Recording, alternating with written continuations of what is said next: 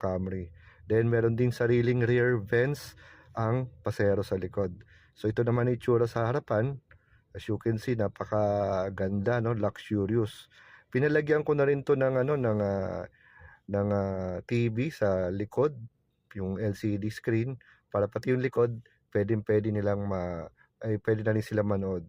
So dito yung kanyang steering wheel ay may mga pindutan na rin. So ito yung ating mga lamp sa loob, ayan, and lagayan ng salamin. So lahat yan ay buong buo pa. Then ito yung visor for the driver na may ilaw din. Same thing din dito sa front passenger. Meron din siyang salamin at meron ding ilaw. So ang odometer nito ay 119,168. So maganda dito, very malinaw pa rin.